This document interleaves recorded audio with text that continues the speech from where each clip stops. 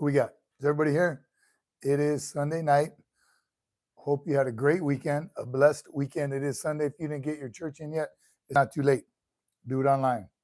Let me pull ourselves up right here as soon as we get everybody online.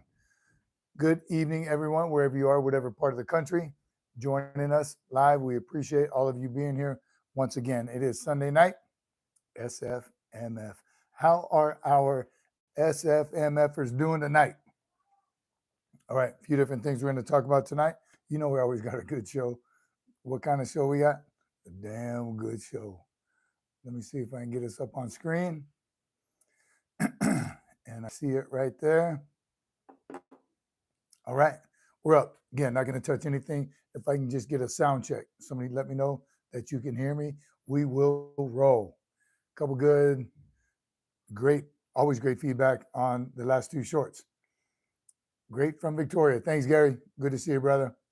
Carlos is here. Semper Fi, my friend. We'll see who we got before we start kicking this off. I'm telling you, I'm excited to talk about two subjects in particular, but we'll see where this goes. Carl Green, happy Sunday. Lima Charlie, appreciate you, brother. Everything is good. Sound is good. Lighting is good. Battery is good. Not going to get me again. Carrie Murray from the UK. Mike Smith. Got you 5x5. All right. Appreciate that. Few different things to talk about tonight. When is the last the last short I just did on the command team? God, I love that one. And obviously you can tell passionate about it, but in the short, you know, shorts go, it's like 45 seconds. So you don't get to get everything out that you want to get out, but that's the idea. I get that. And that's why it's always fun later to see the comments on it. Love the comments. See the comments, and then we can discuss it here live to get to the bottom of it. The BLUF. You know, I didn't realize that for the longest time. Bluff, when people would tell me bluff, BLUF, they'd see it on emails. Bottom line up front, this is what we're talking about. So, and now I like using that in emails, especially. When you type out a big, long email, then you're realizing, man, that's a lot of stuff I just put in there. Bluff. Bottom line up front, this is what we need to do. So I use that. Didn't know for the longest time, and I was one of those guys that was afraid to ask because everyone else seemed to know what it meant. You know how those acronyms are when you're in those staff meetings, those BUBs, battle update briefing. The people are passing all kinds of words, and they say a word, they say an acronym, and everybody's, oh yeah, and taking notes on that. Yeah, it makes a lot of sense. I like what you did there with the Schnogel, Pracum, Death. You're looking around and everyone's copying it down and they're right. What does that mean? You got to be that guy or that girl. Carlos says loud and clear. The short was great. Appreciate it, Gary. Again, we're going to talk about it here in a minute. Just want to let some people get online. Semper Fi, Radio Check. Feliciano, good to see you. Andrew Scott, send me 10K, bro. Okay, right away. Robert Wolf.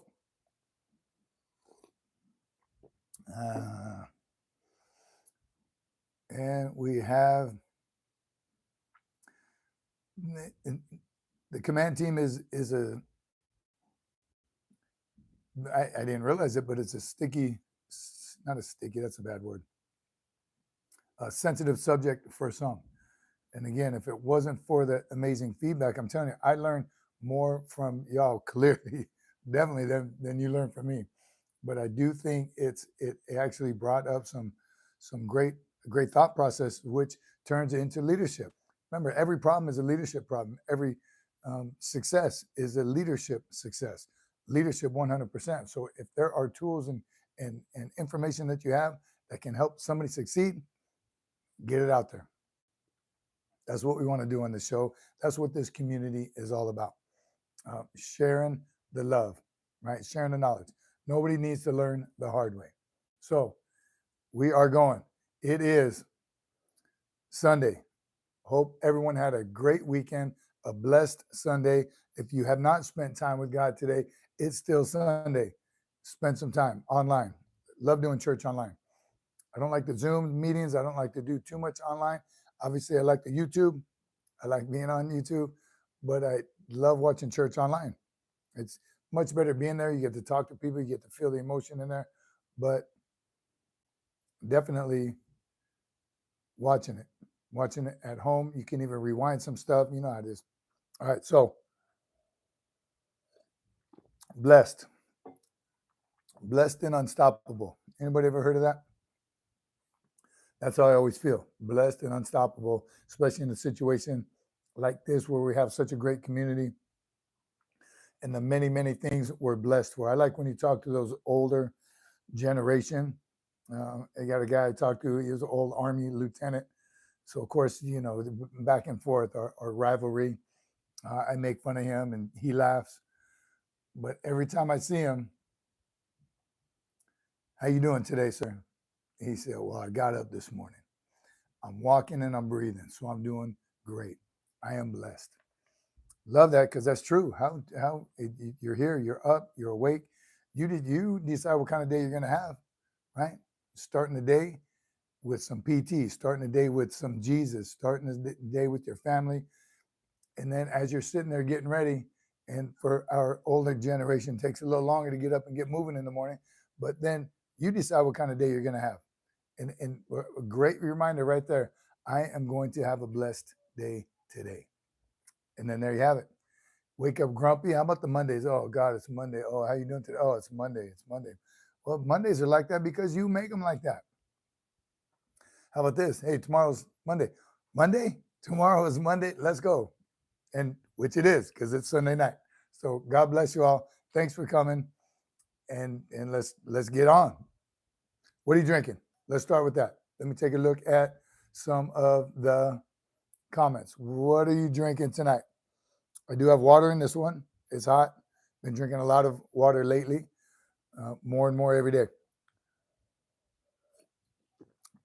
But I'm also one of them coffee drinkers where I can drink coffee late at night and still go right to sleep. Right after these lives, I love to look back at some of the comments, see the ones I miss and discuss them later, create shorts out of them, but continue to talk about the subjects, take some notes for next one. Even after I've drank a whole pot of coffee, I'm going to go right to sleep. All right, so what are you drinking? Tomato juice, water. I like it. Put the work in. That's what I'm talking about. Work, work, work, and more work. No, I used to always hear in the Marine Corps too, you reward hard work with what? You get a hard-working Marine, you reward that Marine by working hard with more work. It's hard not to. It's hard not to. Country ass rebel, ex-military or law enforcement. If you're asking me, I'm former military and I support law enforcement 100%. Marines. Once a Marine, always a Marine. Just not active duty anymore. What about you, country ass rebel? Feliciano Agua. Joe Warren, good to see you, brother. Good evening. Water. I'm telling you, since we discussed that a long time ago, I brought up how I just don't drink water. I don't like the taste of it. It's not that I don't like the taste of it, but I enjoy other stuff. I've been drinking a whole lot more water since that time. So important to hydrate. Excuse me, that's where you get headaches from, right? First question I always ask them when they have a headache, have you been drinking enough water? And maybe that's just it. You're starting the very first stages of dehydration. All right. Country Boy says, just a civilian who loves and appreciates American sacrifices. Semper Fi, brother. Appreciate that. Gus Ball, Semper Fi. Christ is King. Amen, brother. Again, Sunday Night Live. SFMF. Did you put in the work today? Did you put in the time? It is the weekend. Chores. My producer's listening, but I did put off some chores I was supposed to do today that I'm going to try to do tomorrow morning. So I didn't do it. Still got to do it. Tyler, Stone Man. I want to start my own business, but I don't know what I'm passionate about. Any tips? I don't know what you're passionate about, Tyler, but whatever it is, here's a way to look at it. If you're passionate about a hamburger shop, are there hamburger shops out there? hamburger restaurants that primarily deal in just hamburgers? There's a few. Okay, obviously the big chains, McDonald's, Burger King. There's got to be hundreds of thousands, if not billions, of burger joints. So would it be dumb, if that's your passion, to try to start another one? My opinion, no. If that's your passion, because you're going to put everything you got into it. So whatever your passion is, it doesn't matter if you look online and say, how many people have a business doing this? And there's only one or two. Oh, I better start that. I recommend don't start it unless you're passionate about it. That burger place, again, billion burger places, but if you're passionate about it, you're going to put everything you have into it, go for it. If you're passionate enough about it, you are going to put in that work. Are you going to lose some sleep in the beginning? Now, if you're asking about the logistics and the business side of it, Tyler, I believe, I don't know all that, but I think first and foremost, you have to be passionate about what you want to do. We here at SFMF are passionate about this community, building a community to serve not just veterans, but their family members and any great Americans that need some assistance. That's what our ultimate goal is going to be, serving, continuing to serve. I have a purpose. It took me a while, right? Went through some pretty rough times, not knowing what my purpose was after I retired. Thought it was gone. That's the transition part that I learned the hard way, that we don't want anyone else to learn the hard way. So are we here at SFMF passionate about what we're doing now? 100%. Are we going to be hugely successful? Don't know. But if we help one family, obviously we want to help a whole lot more than that. If we help someone, if someone learns on this channel, someone spreads the love, someone actually learns how to assist someone else along the way, then we are successful.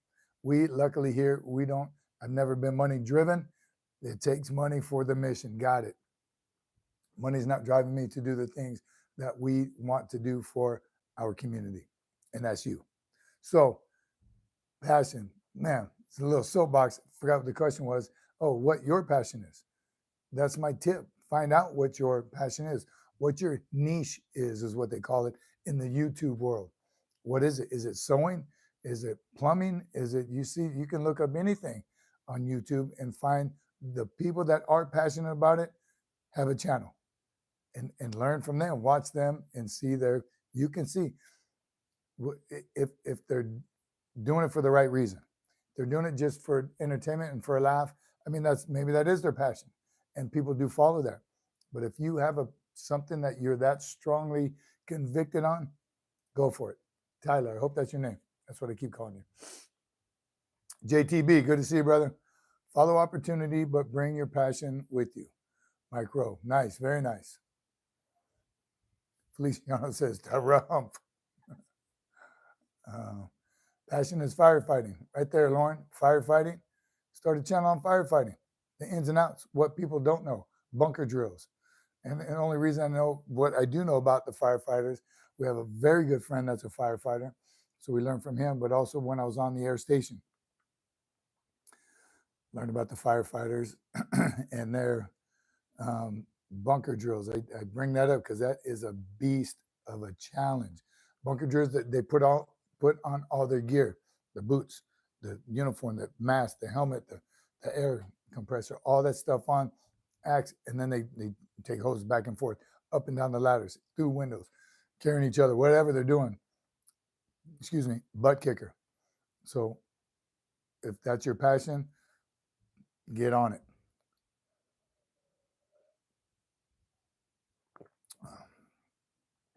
Mac Dude, I am retired. Yes, sir. How about you? So once again, Sunday, thank you all for joining us.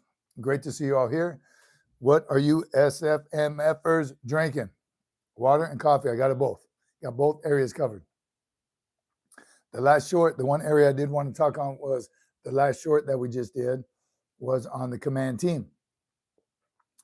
And that command team in the Marine Corps, obviously I can speak more on that than any of the other services, but I do know they share the same concept. And that's what I was hitting on the short. Again, shorts are short, so you can't get a whole lot out. But I saw some comments in there were like, Well, I had a senior enlisted advisor didn't do crap, and a bunch of E8s and E9s, and they don't sit around and do nothing. So individual command teams can be unsuccessful as well. The concept of the command team is successful. So that's the difference. Are there great senior enlisted advisors and bad commanders? Yes, there are. Somehow they got to work something out. Are there great commanders and bad senior enlisted advisors? 100%. So the point was on my short, my thought process was the structure of that is great.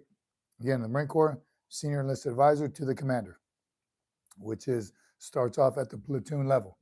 Platoon sergeant, which is usually a staff sergeant, sometimes a sergeant, sometimes a gunnery sergeant, depends on where your unit is at in their rank if you're deployed. Anyway, so a senior enlisted advisor and a commander. Commander at that level is usually first or second lieutenant. Right out of college, right out of TBS, right out of OCS, whatever schools that they went to. So do they know what they're doing? Yeah, absolutely. They just learned it for years. It's been beating their head what they need to do. They just haven't done it yet. That's where the senior enlisted advisor comes in. He's a staff sergeant, been in anywhere from 6 to 10, 12 years. It's a great system. You pair those two Marines up, here's your mission. And together, they work together. They listen to each other. Bottom line, the commander is overall in charge, period. As long as you both know that, it works great. Going up to a company commander is usually a captain, and the senior enlisted advisor to that commander would be a first sergeant. There are some instances where it is a master sergeant or even a gunnery sergeant, again, depending on the makeup of the type of unit that you're in. But it is a senior enlisted man or woman, Marine, that has experienced it. Company commander now has a lot of experience as a captain by now. But together, they work on completing the mission. Now, the company commander, all the commanders, their primary mission is the mission of that MOS, that particular job that you're in. So in the infantry, commander, infantry, commander. The senior enlisted advisor at the first sergeant and sergeant major level are sometimes infantry. Their MOS doesn't matter anymore. Their advisement is on the personnel, the men and women of that unit, not their particular job, because we already learned in another short that that's the master sergeant, the master gunnery sergeants, and even the warrant officers. They are the duty experts. So the command team would be, again, the commander and the senior enlisted advisor. He advises the commander on all things beside the MOS. So morale, welfare, discipline, everything that involves a unit. So that concept, again, is amazing. It has worked, again, for 248 years. Marines just call it something different. In the Navy, I know it's the commander and the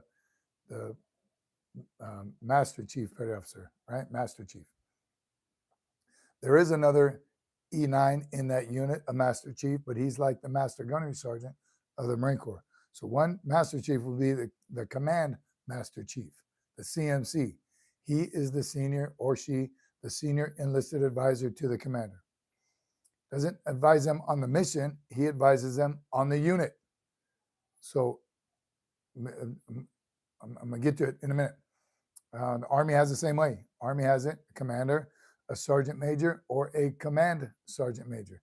The command sergeant major is the senior enlisted advisor to the commander. All right, feel like I'm saying that a whole bunch of times. But it's the concept that I wanted to get out there. Could that concept work, that same structure, the construct, work in a civilian community? And some people, no, don't bring that military stuff. You were a sergeant major and you may have been a good one in the military, but you're not a sergeant major out here.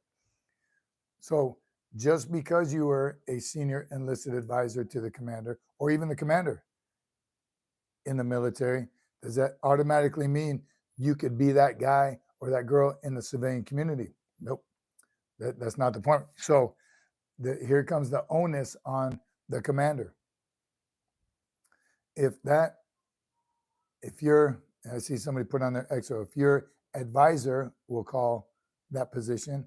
If your advisor is not doing the job, it's time to replace that advisor. So, and that advisor shouldn't say, well, I was a senior enlisted advisor in the Army, so I'm good at that job. Might not always be the case.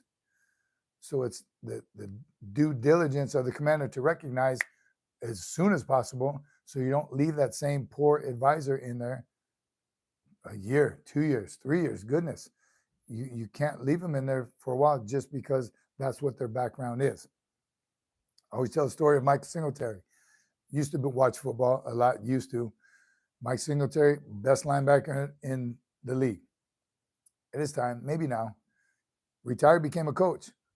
Terrible coach, in my opinion. Not terrible, just because he was the best linebacker in the league doesn't mean he could be the best coach. He could do it, he just couldn't coach it, again, in my humble opinion. So it doesn't always work like that. Again, back to the short, the idea was, the reason I put it out there was that command team construct is what works. Having that advisor, someone who's been there and done that, and he knows what the men and women of that organization are doing, not because he sees what they do, because he's done it and he's in it. Undercover boss, I bring that up all the time. When something's going on, your unit is not, your organization, your business is not getting better every day, something's got to change. Even worse, if it's starting to go downhill a little bit every year, time to do something. Something's got to happen. Something's got to be shaken up because it's just not working. And it's the personnel. No, not the organization or the structure. Some leaders are in the wrong position. Simple as that. All right. That's my 2 cents on that short. RC Roy, right there. See that? That one pops out. His eyes when he was on the field, he was a beast. Talking about Singletary. Beast. Can you imagine him looking at you through that face mask and sweat? He just wanted to rip your head off. He's good.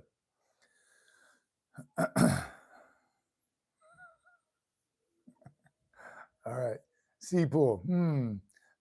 Some thought process made you think a little bit.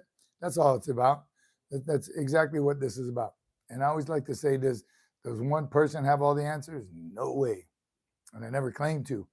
So it's just, it's something to open up dialogue to have with your organization. Are workers just expected to work? Keep your mouth shut, do what you're told? And depending on your position in that organization. But if you have some great ideas, if you're a leader and you don't listen to ideas, man, don't get me started on the after action report. If you don't listen to some suggestions, if you're closed-minded, here's the one I like best. I got an open door policy. Yeah, but do you listen when those people come in to that open door policy? And here's even something better. Close your door on your way out and get out and be with your organization. See what they do. Get firsthand. Know what they do. The LSD, I told this story before too. I had a sergeant major, I was checking in. He said, don't get hooked on LSD. I said, of course not. I don't do any drugs. I'm a Marine. He said, not that kind of LSD. He said, the large steel desk. Don't get hooked on it. Get away from that desk. Get out, see the battalion, see what they're doing, know what each individual's job is. I mean, how better can you know what they do? Not by reading the reports and the statistics. Those help too, 100%. But get out and see what they're doing. When policy comes down and it's working because of stats, find out how it's working. What did your team have to do to make that work? Is there a better way? All right. Stop it. Stop asking me questions like that. John McJunkins here. Good evening, buddy. Grunt Life thinks it's a great thing. C-Pool, sub. Thank you, brother. Let's help build this community, grow this community. We're here for each other. We all have a purpose. Get it out there. Noah's here. So the command team structure, I'm trying to think of what it is for the Air Force. I'm guessing it's exactly the same. They have the commander. I just don't know the Air Force rank structure as much. I know the senior enlisted in the Air Force. Somebody help me out. Chief Master Sergeant, right? Air Force. E8, Senior Master Sergeant. Got to believe the Space Force is exactly the same. And somebody correct me if I'm wrong. I got to believe it's the same structure. Commander, Senior Enlisted Advisor. They work together. Accomplish the mission. Beautiful. And what I put in there, does it work in the civilian community? Yes. Again, not just if you're a commander. And what about a command team going together into the civilian community? May have worked well in the Marine Corps, but that doesn't mean it's going to work well in that civilian community. But the concept does. So it's the right person. If you have the right person in both those jobs, success. All right. STB, Ron, what's it like in the field? URAH, love being in the field. Depends what your MOS is, of course, but in the field doing Marine stuff, that's what it's all about. In the field doing it right, getting it better, 1% better every day, that's where you got to do it. And don't go to the field like some of these units do and right outside their company office and put up tents on the front lawn of their grass. I get it. Sometimes you got to do that. That's a good way to test communications and what have you. But you got to get out there, get away from base. No way to go back to the battalion because you forgot something. Nope. You're in the field now. You're in combat. You got to make it happen. Good question. Why are you asking, STB? You going to the field soon? You're going to be a Marine soon? Remember, we got some Marines already left. What was it? Birdman is in boot camp. Is it 1 week? Was it a week ago? I think he's been in there 1 week. So right now, 1 week later, still hating life, right? That first week, you remember that first week was like, depending on when you get there, you kind of roll in. Remember the first 3 days. I don't remember what day of the week. Is it Black Friday? Friday is when you get dropped to your platoon, right? Friday. So 3 days of processing. As soon as your platoon is up, you have, depending on summer or winter, where summer has like 80, 90 recruits. First, he left on Monday. The producers tell me, perfect. So he left on Monday. So tomorrow will be 1 week. So he dropped Friday to his platoon, T-Day 1. So he's been thrashed probably about 10 or 20 times already, been screamed at, been yelled at. He was going to San Diego, seeing all those planes take off and land, wishing he was on every single one of them. Going anywhere, it doesn't matter. Homesickness is setting in hard right now. Hating life. He's probably asked himself at least 100 times, what did I get myself into? Right? He's been there a week, not even a week. And the first 4 days is, again, the processing, getting the uniforms, getting your head shaved, filling out paperwork, dental, medical, all that stuff, and looking around and thinking you're the only one that feels that way. Feels like you have it worse than everyone else. Nope. Every one of them feels exactly the same. Sleep deprived, hungry, always getting yelled at for being nasty civilians. Those are some of the memories. That's right, Noah. I'm telling you. And you know, I say this all the time. You can tell stories, a billion stories, until you step on them yellow footprints. You'll never know what it's like. Crazy. Crazy is a thought, just a process. Going back, those of you who have never been back to either depot that you graduated from, walking into that squad bay for the first time and the smell kind of gives you chicken skin. And then to hear a drill instructor's voice, you're like, holy crap. It's memories, memories. Not screaming, shouting, or yelling. Do they scream? Yeah, they don't scream. Drill instructors don't scream. They shout or yell.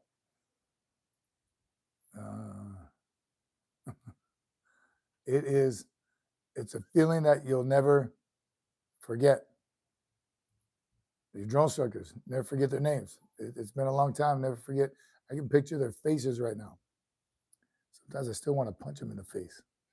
Just kidding.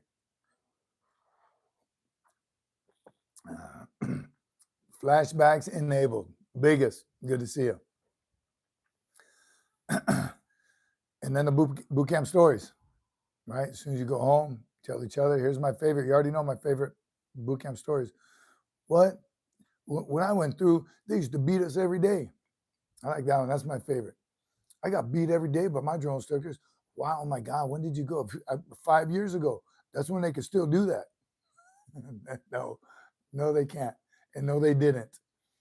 Yeah, I'm thinking 50s, 60s, they were a lot more physical. 70s, a lot more physical with you.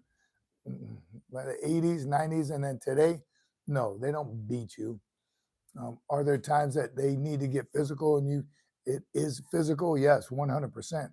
Does it scare the crap out of you? Yes, but it's all for a purpose, right? Everything you do is for a purpose. So yes, you will get your butt chewed. Were you in the Army? Are you asking, where? Are you asking me, was I in the Army? No, I was not in the Army. I'm a Marine. And the biggest says, making a phone call at SgtMaj 02 with the fire team. There are phone centers. That was another fun post, fun short when I took. Some people were even mad at me. When the senior drill instructor, I was a green belt, he said, take the boys to the phone center tonight, or he just said, take them to the phone center tonight. I took them to the phone center, showed them the phone center, turned around, went back to the house. Of course, they were mad, they were whining, they were crying. That's not something a green belt drill instructor does. You don't reward the boys. You're there to thrash them, train them, strip them down, teach them the ultimate amount of discipline. The senior is the big daddy. After a while, he's the one that rewards them to give them a phone call. So it's not a green belt's job. It wasn't mean or inhumane that I took them to the phone center, had them look at the phones, and then leave. Pretty funny if you ask me. But it was all for discipline, nothing else. But there's phones, there's pay phones. God, are there still pay phones nowadays? I don't even know. Now everyone has their own cell phone. How's that work? I know when they get there, obviously they collect them all up. The thought came across, it was at the Army that said they're going to allow 5 7-minute phone calls throughout boot camp, or was it the Marines that it's a topic they're discussing, and who knows, it'll probably get passed soon, allowing the recruits to make a phone call. Pretty sure, I think everyone in the comment section of that one said, hell no. It's 3 months, 13 weeks. You can't go without your cell phone for 13 weeks. You got bigger problems. It's a blessing to be. I'd love to go 13 weeks without my cell phone right now. So it's just a completely different mindset. Again, not against the cell phones, not against the technology. Use it for the right reasons to make yourself smarter. Stay in contact with your buddies, right? Your family, 100%. It's when you are driven and it has taken over your life and you got thousands of hours on your phone and you've done nothing but a couple of dumb TikToks. It's a fast 13 weeks. Says, no, I agree with you. Next thing you know, it's over, right? I remember getting their first phase, being that first phase blouses, you're still in your sweatshirt, walking around, herding around like a bunch of cattle, doing everything. I remember going through chow, one of those first couple of days is a third phase recruit. That's when recruits still did mess duty. Like he saw it in my face. I was terrified and hated it and didn't want to be there. Like, I mean, they say this all the time, but something about how this kid said it, it goes by fast and it gets better. Stay motivated. It's like, oh, okay, it is possible. He was where I was a few weeks ago. So it is possible. Something that stuck with me all through the couple of weeks and probably forgot about it later, but it gets better. It gets better. What's his name? Birdman. Hang in there, buddy. 1 week, a couple weeks ago. Like Jamie says, you're constantly doing something, so time goes by fast. You are constantly doing something, and by the time the lights go out at night, you're so exhausted, you go right to sleep. Not the first couple of days. You're still in shock, culture shock, that is. But after that, once you start getting into the training mode, constantly moving, going to classes, and here's what disrupts it. When you do go to a first aid class or a history class, and you sit down in that nice comfy chair in the theater and the lights are low and you're watching a PowerPoint and listening to some Marine drone on about something, that's hard. That becomes a hard part of boot camp, trying to stay away from those classes. Excuse me, because not only is it important for you as a Marine, but you're going to be tested on it that you have to pass. So it does go by fast because you are constantly moving. And that's the culture shock. For some of you, those of you right now it's summertime, waking up at 9, 10, 11, noon. And then you got a couple hours, then you go right back to bed. Excuse me, boot camp will teach you that if you sleep in till 6:30, you missed half the day. You haven't had time to do anything yet. That's just me. Mornings when you get a lot of stuff done. So get after it. Boot camp. Those of you in boot camp, I know you're not watching. Hopefully you'll watch later, but come back and tell anyone recently graduated. Let's hear some of that. Hear how you managed to motivate yourself to get all the way through it, because it's possible. Again, every Friday, someone's graduating, almost every Friday.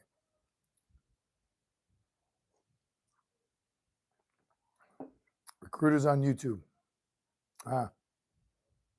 It's from TLC. I don't watch any recruiters on YouTube. Are they on there? Are they trying to recruit on YouTube? Not sure. I know they could use it to their advantage. Someone asked last time about what about people wearing their uniform on YouTube and making them stupid TikToks and all that. Obviously, totally against it. If it's for educational purposes, once again, or give me on that soapbox. As long as you're teaching something, you're giving something, somehow someone's going to benefit from what you're doing. I know as you can't wear a uniform and give your opinion on politics, the president, anything like that, religion, you can't do any of that. So why can't they stop people from doing it on TikTok and YouTube? Those dumb ones that do talk trash about their own service or any service or the government, anything. Shouldn't be able to do that representing your country. I agree with that 100%.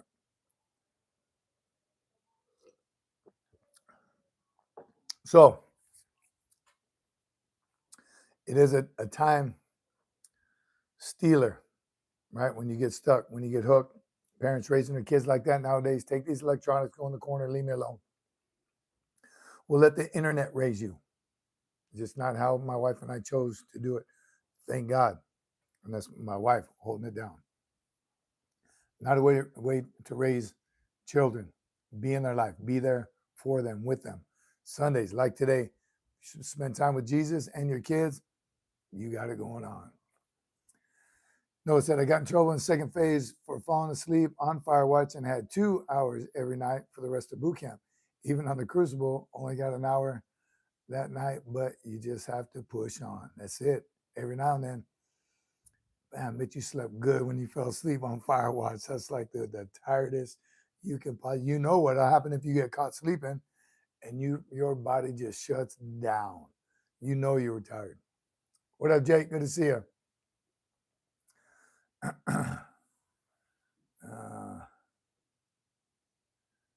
There you go. Cody Ritt. Thank God. Great idea, Dad. Seriously, don't let the kids get attached to the electronics. Come on, man. Really, seriously. A little bit. Again, use electronics for all the right reasons. Absolutely. That's today's technology.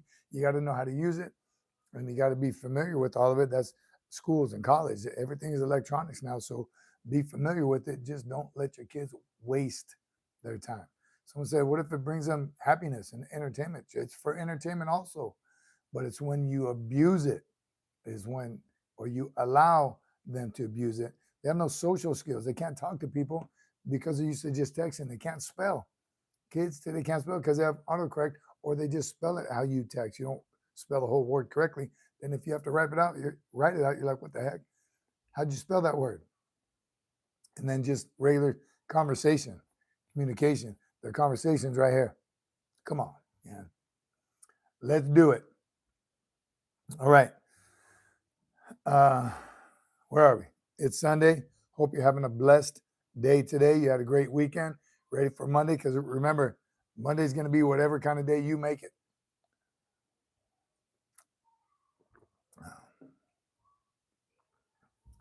All right. Biggest. Be honest. I love the channel and utilize it for a type of brotherhood therapy. It's positive and makes me happy. Awesome. Thank you, Biggest. Appreciate that, brother. That's what it's all about. Appreciate you saying that. That's what this community is 100% all about. Sharing with each other, being there for each other, talking about buddy checks, wellness checks. Everything we talk about is what y'all bring up in the comments. Again, that's where we get our content from, whatever serves our community. Remember, our ultimate goal is to be able to help as many veterans as possible.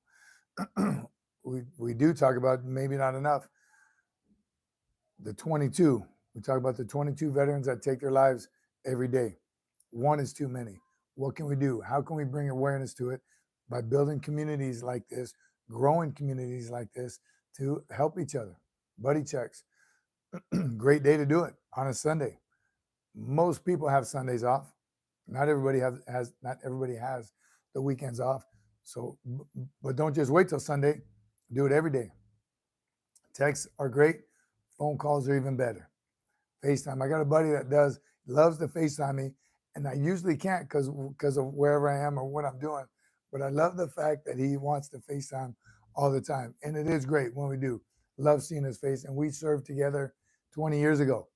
All right, we were both staff sergeants. I think I was staff sergeant. He was a sergeant. And just to talk story. And we'll go a year by not hearing from him, just some texts and stuff. But then to see his face, I'm telling you, he's really great. That's what it's all about. Connecting, reminiscing, good times, bad times. Veterans Day, Memorial Day, always good time to reach out.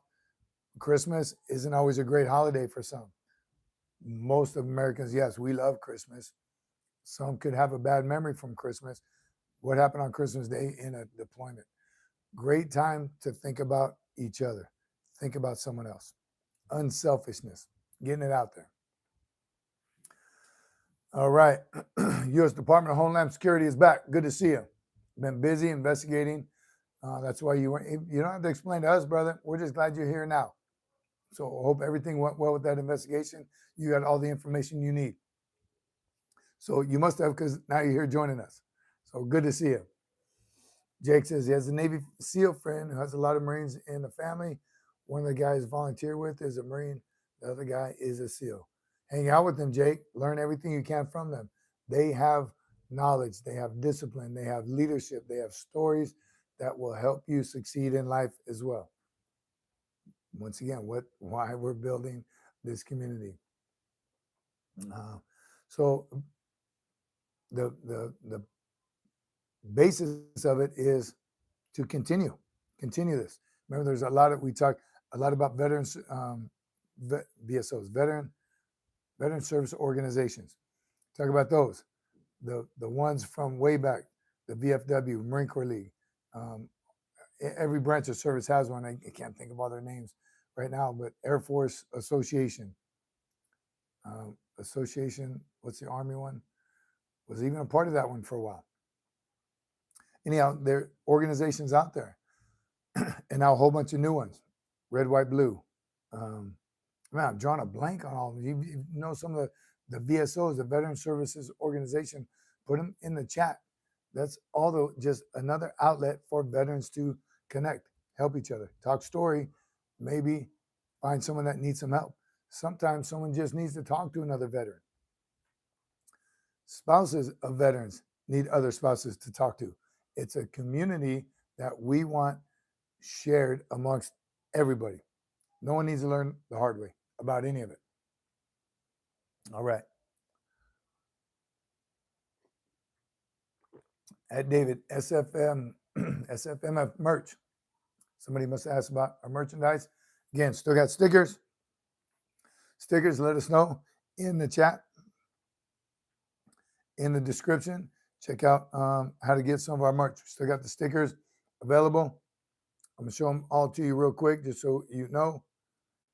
If you haven't seen them before, check them out. It's one of my favorites. I'll show you everyone else's favorite here in a minute. Right? Cadence calling, C-130. Come on.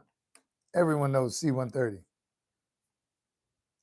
Little different design right there with the sparkle. Can you see it sparkling? Hurrah. How many of you SFMF-ers out there want one of these?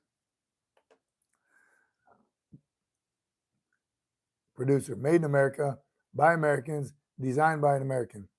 I'm probably not supposed to be looking over it like that. I'm making sure it's in the right spot. I'm going to hear about that from my producer. Did I show the ma'am yet? I know why you put your hand up there, but I also got to make sure it's being shown correctly.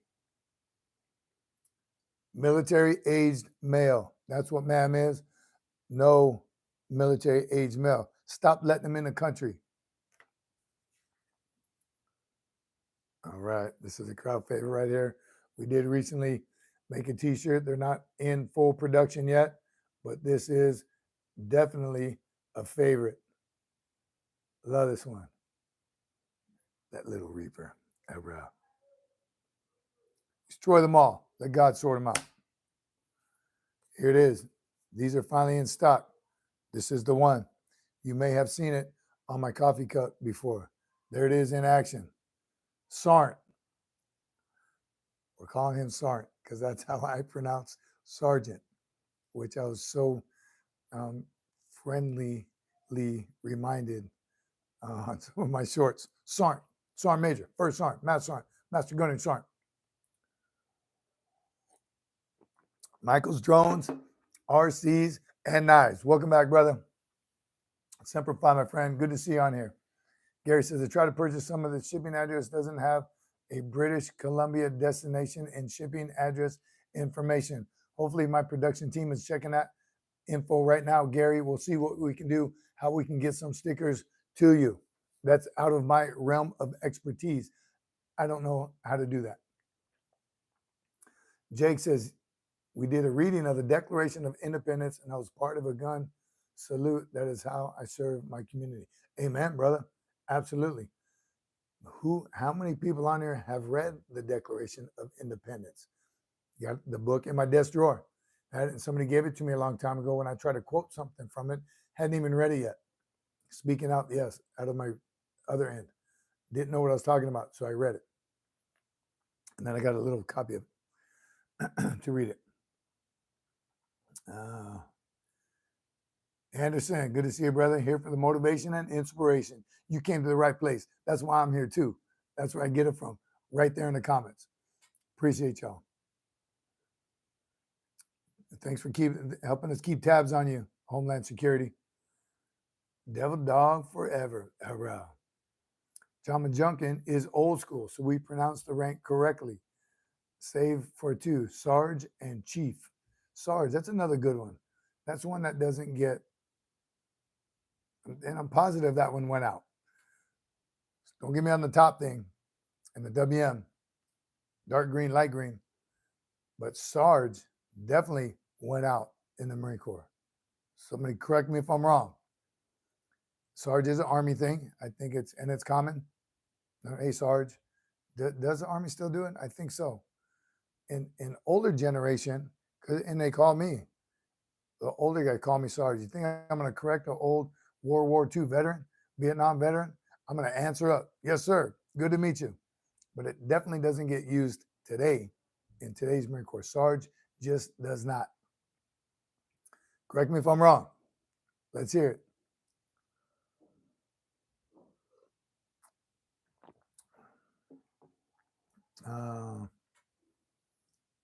Sarge. Big said an Asian Army inter-service transfer in the ITB, Infantry Training Battalion. He cannot stop saying Sarge to the instructors. I normally get it from older people, older veterans. Again, I'd be damned if I ever correct any one of those guys. I've been called out all kinds of things. I know recruiters get called all kinds of things. I remember my recruiter, the staff N2IC was a gunnery sergeant. And when I was on recruiter assistant, I heard people talking, hey, Sarge, hey, Sergeant, even they'd call him Sergeant.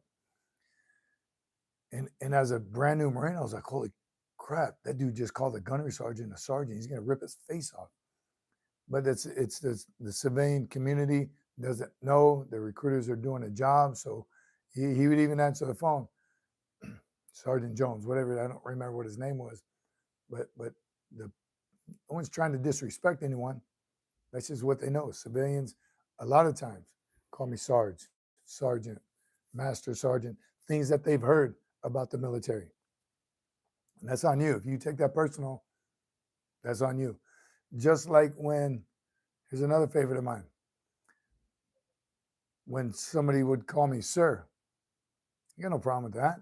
I would tell them, hey, I'm Sergeant Major. I'm a staff sergeant. You don't have to call me sir, but not this statement right here.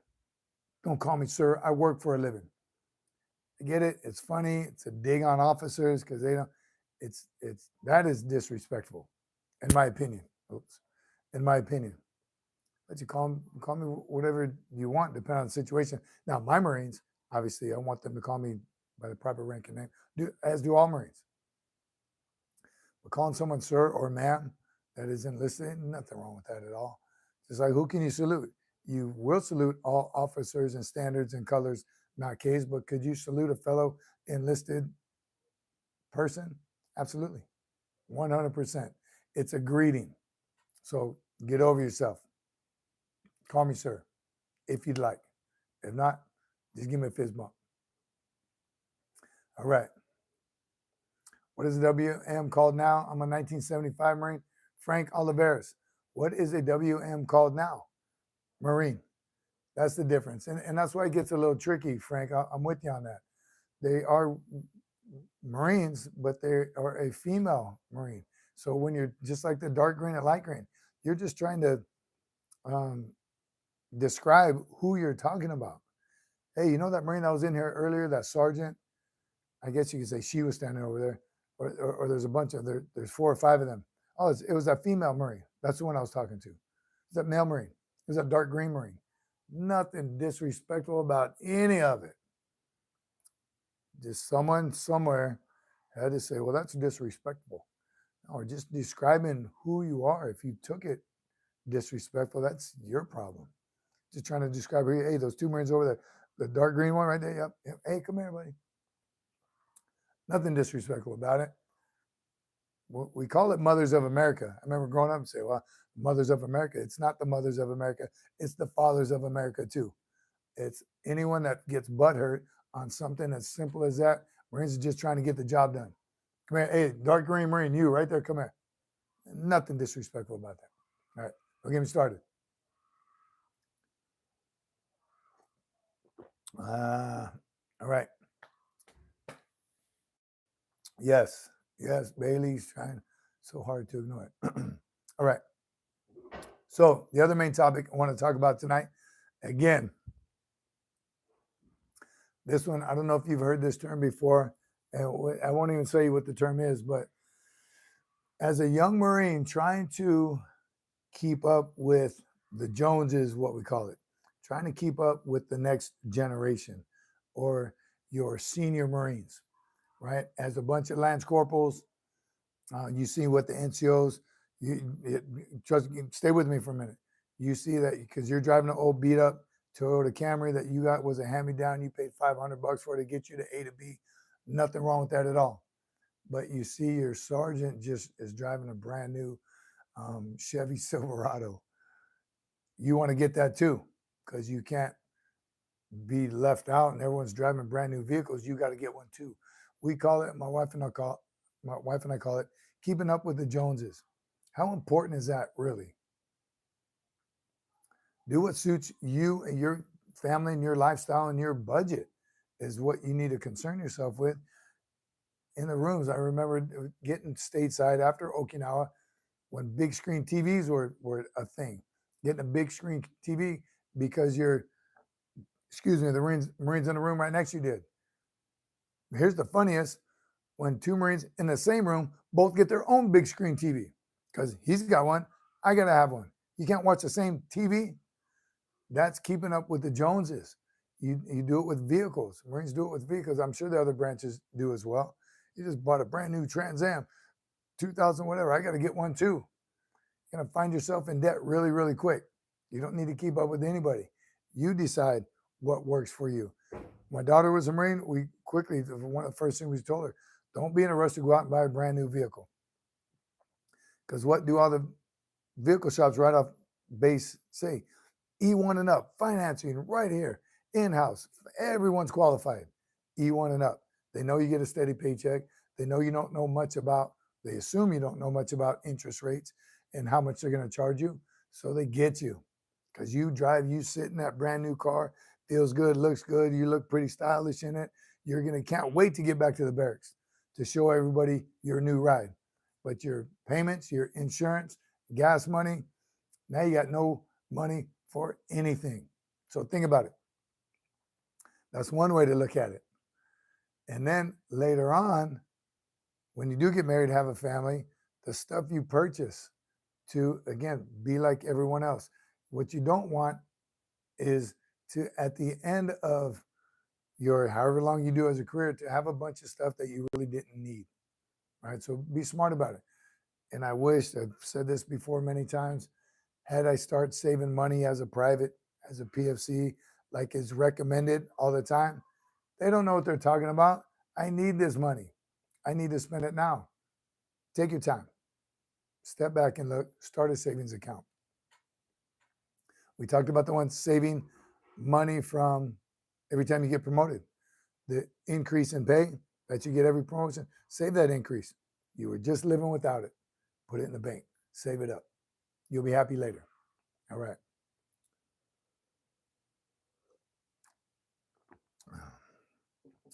What is going on in the comment section? Oh man, as soon as I said that, they all disappeared. I think every now and then they refresh. So I missed it. I missed the last few. Apologize. It is Sunday. Lots of clowns. Thanks. Producers, tell me just lots of clowns in there. So I didn't miss anything. If I missed something good, some of you motivated ones, some of you legit people, put something good on there. Chala's here. Good to see you, Chala. Where you been? You been UA lately? It's going great, brother. Sunday night, live, Sunday. John says, young people think they need to live like celebrities on a hardworking American budget. It's unrealistic. Again, do you need that brand new car? Right? Even we haven't talked about it much, but buying a house, when you buy your first house, it's not your dream home that you're going to live in forever. So take your time. Buy what fits the needs of your family. Buy the vehicle that fits the needs of your family. You have a couple kids, you just might need that minivan. Buy it. That's what you need. That whatever is going to fit your family and make sense financially. So don't try to keep up with the Joneses. You keep up with whatever your last name is. That's how you got to look at it. Maddox, 358. I'm 27, severely overweight, and I want to join the military. If I have a plan to lose weight before I'm 29, I'm not sure it will be enough, fast enough. Would you recommend the Marine Corps? So, right there, Gunnery Sergeant, USMC retired. Era, go for it, Maddox. I'm going to say the same thing. Go for it. And it is possible. You're 27. You're talking about 2 years. You can lose that weight in a year. You can be in shape 6 months, depending on how bad you want it. How aggressive are you going to be? That's 100% on you. It is possible. And of my entire career as a Marine, I know there is, somebody help me out, what's that called, where you have that medical term that you cannot lose weight, something in your body. The hundreds of thousands of Marines I've ever known, I've met one that actually had that, and she could not lose weight. So first class PFT, she was a motivator, she was a hard charger, but she had that thyroid problem. Somebody help me out. But where she wasn't able to lose weight. And so she maintained, and I PCS, I think, before. I don't know what happened with her, but so you can lose weight. You can. How bad do you want it? Diet, physical fitness. You got to start somewhere, right? Don't be that one, well, you say extremely overweight, too overweight to join the military. Well, that's your decision. So you have to find motivation in a channel like this. Please, in the comments, everyone, let's help Matic out. What can you do? Recommend some physical fitness. I want to say, and I've done, kind of been lifting weights my whole life. I took it serious for a little while. When I try to cut down, it's 100% diet. The workout part, I think, is the easy part. Going to the gym is fun. I love spending time in the gym. It's the eating part that you have to control, right? No more eating until you're full. No more finishing your plate. You have to eat enough food to continue to work. You got to fuel your body. That's how much food you need to have, enough to fuel your body to do another workout. I was at a point where I was doing 2 days. In the morning was all weights, lifting, grinding, throwing plates around. In the evening was cardio and abs. 2 days, every day. It was in great shape, in the best shape of my life. But it was the in-between time. It was the food time, the eating time. That's my family. I got pretty freaking annoying after a while because I was trying to eat so perfectly. Boneless, skinless chicken. Rice was my good, what's it called? Carbs. Luckily, because I love rice. So I was able to eat a lot of rice, and I love chicken breast, tuna. Got a little sick of tuna, but I found many ways to prepare tuna. And because there's fat-free mayonnaise. So there's ways, and it can even taste good, especially in today's diets. It's about what you eat, how you eat. And then physical fitness. You have to PT every single day. Told y'all, no days off. No days off. I never plan a day off. I don't plan for a day off because sometimes it just may happen where you don't have the opportunity to work out, and it's going to happen. So if you already planned, today's my day off, and then something happens tomorrow and I can't work out, now you got 2 days off. You just took 2 days off. So don't plan for a day off, my recommendation. Continue to work. If it happens, it happens. All right. No, it says just do a calorie count, keep it around 15 to 2,000, and gym and run. Add the gym and run, I think was what he's saying. Definitely, everybody's body is different, so your calorie count might be a little different, but those are good numbers right there. No, appreciate that. No processed sugar, extra light on natural sugars.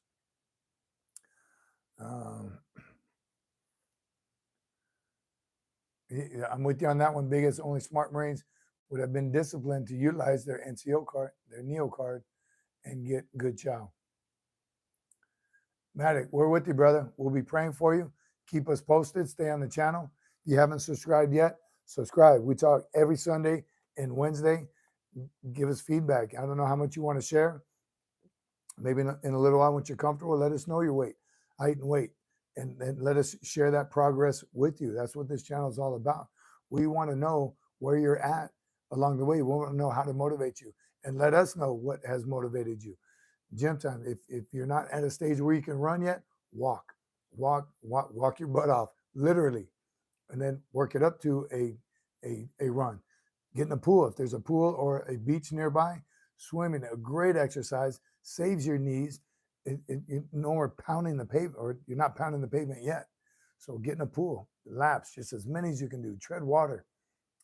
You got to burn more calories than you're taking, is all it boils down to. So eating habits, physical fitness. But keep us posted, Matic. Appreciate you sharing that with us.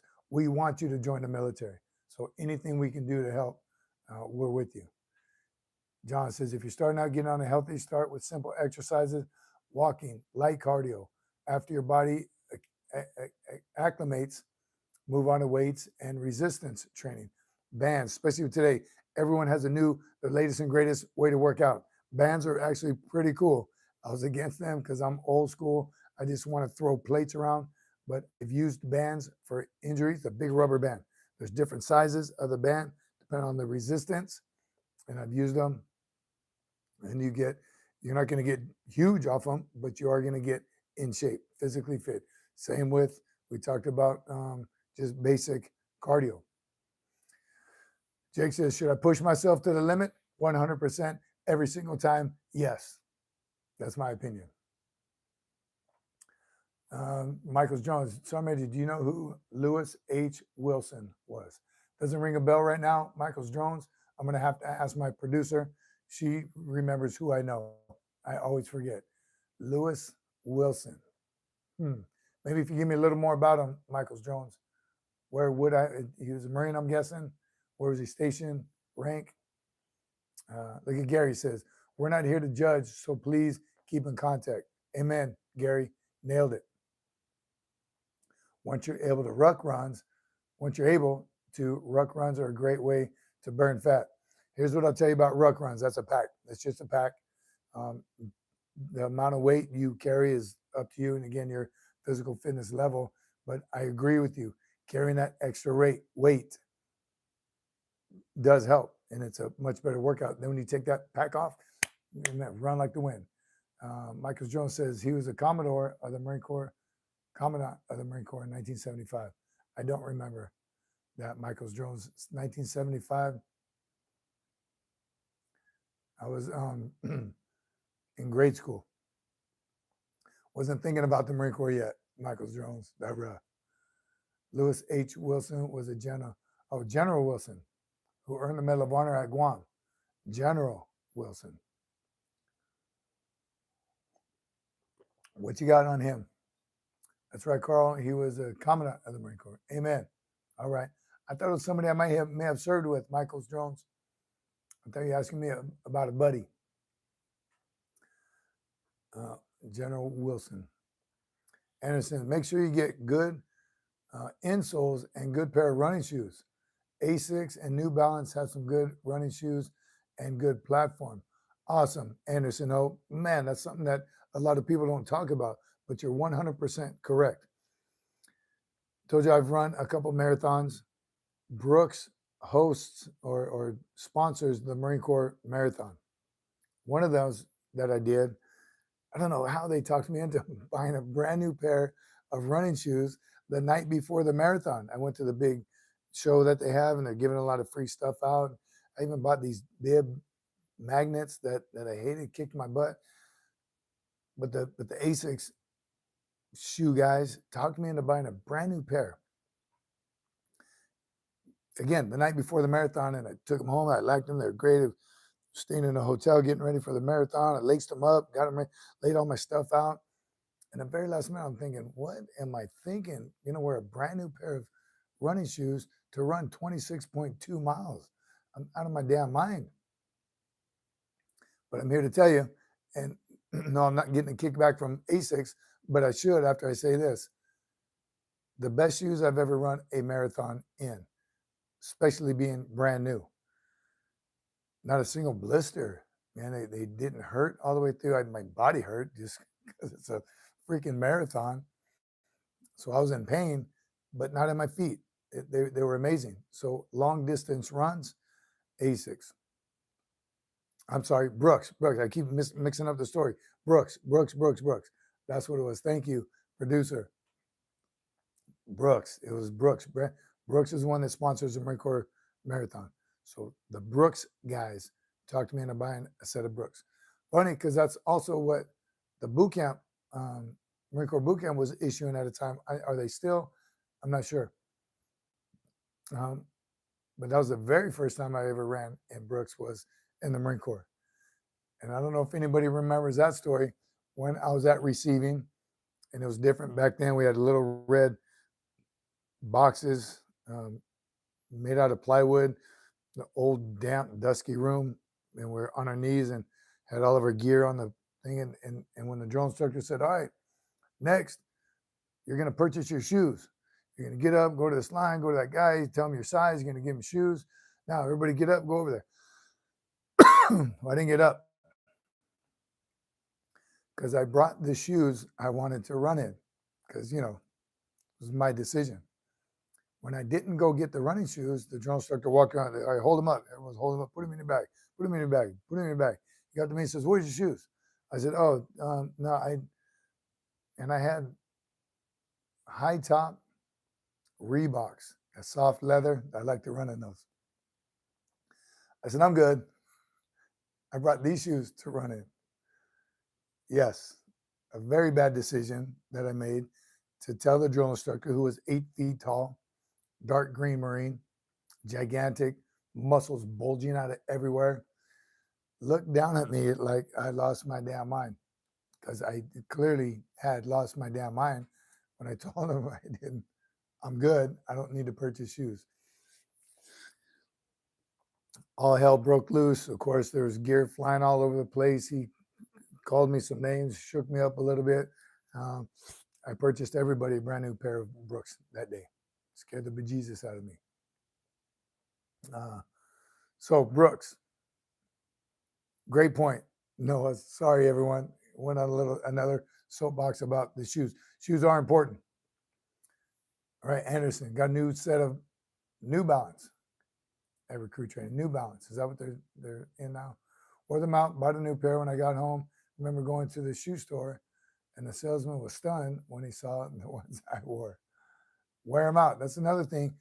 I'm not sure if I'm not a runner. I love to run. I don't have a runner's body. I just love to do it.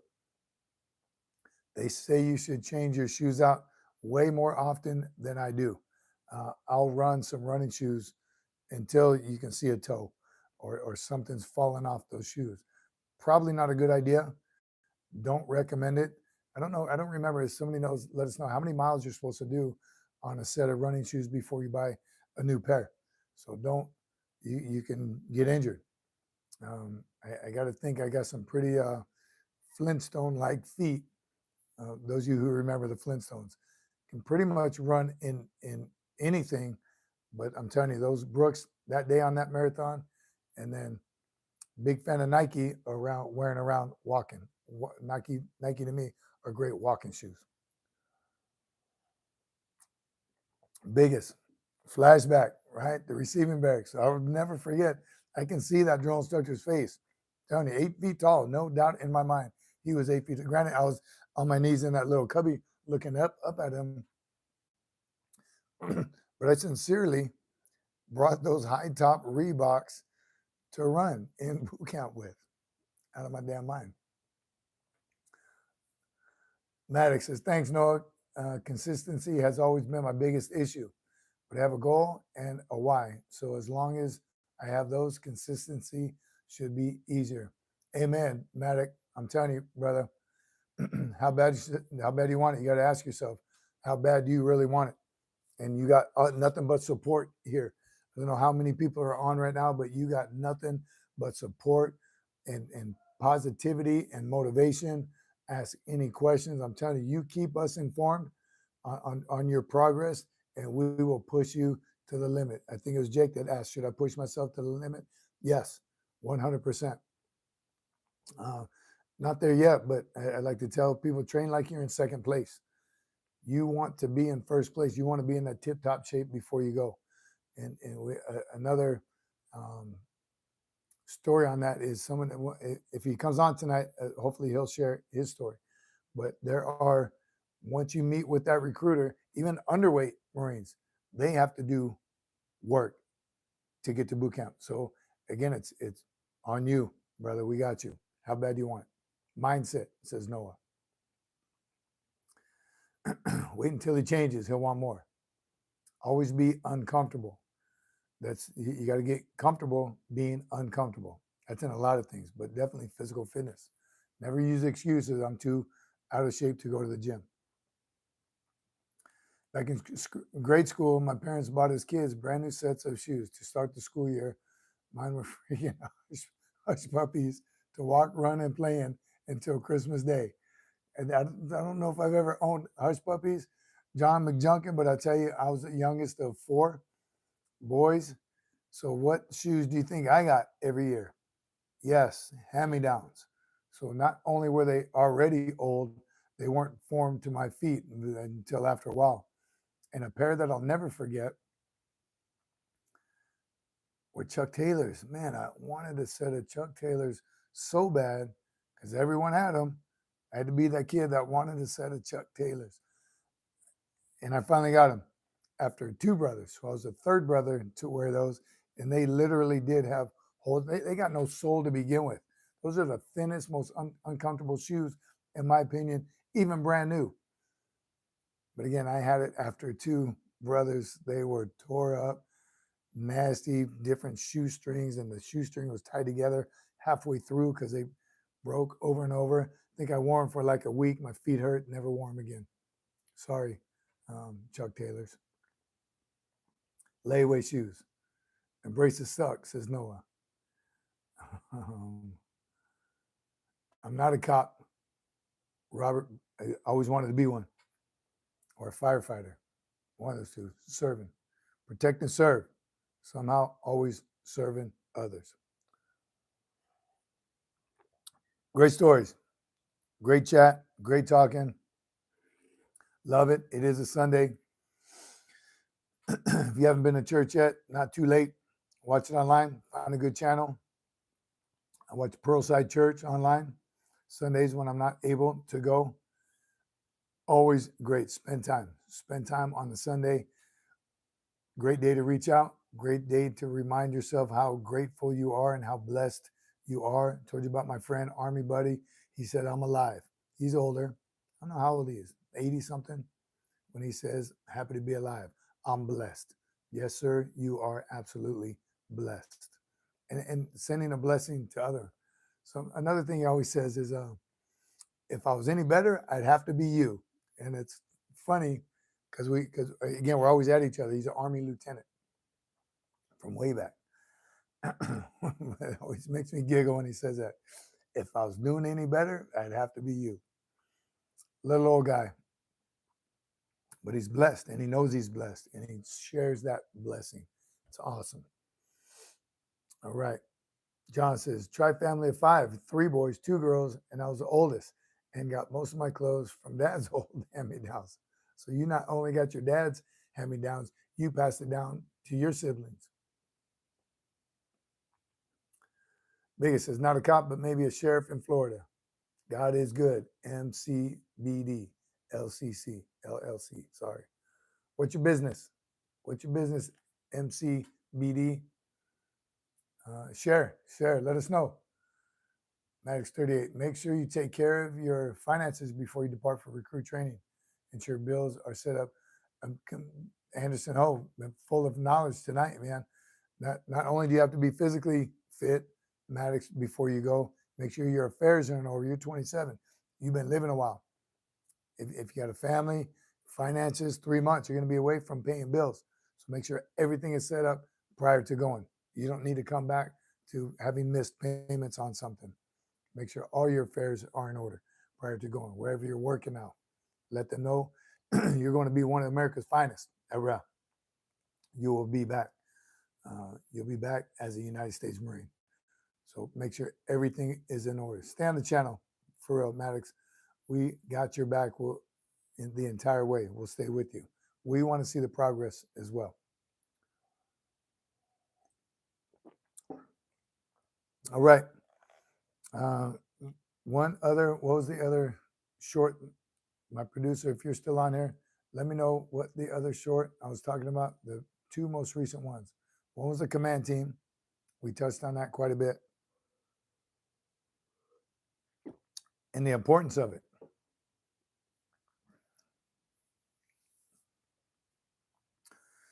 Jake, wow. So it did do damage. Everyone can see his comment, worried about what the cocaine did to his brain. And you have mental issues. Again, that's MEPS. MEPS is where you're going to get all the medical screening. So if you're on medication now, you got to be off it for a year. We know that minimum. And take the ASVAB. See where you're at mentally, and see what direction you can take, what you can do now to get yourself ready. And everything's waiverable. Remember that? We talk about that a lot. Everything's waiverable. Maddox says, most of my bills are outstanding debt. I need to consolidate all of that, but I should be able to take care of most of that between now and then. Absolutely. 2 years, right? You have 2 years. If you start now, don't wait. Don't wait till tomorrow. Start right now. No excuses. My producer has told me many times, you make excuses for what you want to do in life. No more excuses. Start now. In fact, you've started. We started with you. Everything. You have time. You have time. Oh, good to hear. Not good to hear. Jake, that's, again, medical. Find out what exactly it did to you. I do too, Biggest. I didn't even think of that. My producer hasn't. Oh, good. Again, I hope you're honest. Good call, Biggest, and thanks, Maddox, for letting us know. Again, we're here for you. The Papa Smurf, the OG. SgtMaj, thank you for your service, my friend. My father was a Marine. Thank you for saying that, Papa Smurf. Appreciate you. And your father is still a Marine. Once a Marine, always a Marine. He's just not active duty anymore. But good on you. Semper Fi to your whole family, brother. Somebody earlier on asked me, were you ex-Army? I think Army probably says it too. You're not. You become ex one of the military services if you got kicked out. That's when you become an ex, dishonorable discharge. Other than that, your prior service. Right? And Marines, especially, we're fanatical. About what? About being Marines. Once a Marine, always a Marine. So we're Marines forever. Never goes away. It is a life, a way of life. Just not on active duty anymore. 4 years, whole career, doesn't matter.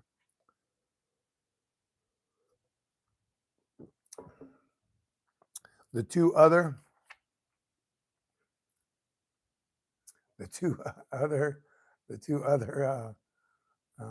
shorts that I did want to talk about was the talking about burning the flag. That's not what the short was about. It was just respecting the flag. But to dispose of the flag, you do burn it. Somebody asked me, was a comment on the flag post I just did the other day, especially with 4th of July coming up. Shoot, next week. The proper way to dispose of the flag is to burn it. Again, just there is a process on how to do it. What you see on mainstream media, and hopefully you're not watching that, is that they are trying to disrespect the flag. So that's not what, when you dispose of a flag that's unserviceable, it's old and it's tattered because you fly it every day because you're motivated. When that becomes unserviceable, that's when you take it down and properly dispose of it by burning it. You don't roll them up, throw them in the trash. That was a comment somebody put on there, was like, you burn the flag, you un-American. No, burning the flag is the proper way to dispose of it, but properly. And if you have one and you don't want to do it yourself, all the veteran service organizations, I believe all of them, I know it for sure, the Marine Corps League has a bin that you can dispose your flag of, and then they dispose of it properly. High schools do it, JROTCs do it, I'm sure. Is it? If years in the Corps, 88 to 92 and 99, and had to go Army boot camp again at Fort Benning. My screen is froze, so if somebody can please share with me. When burning of the American flag, you must have utmost discipline, not send everyone to God. Yes, utmost discipline. So Jake has asked me what happened. So I'm froze on here. Man.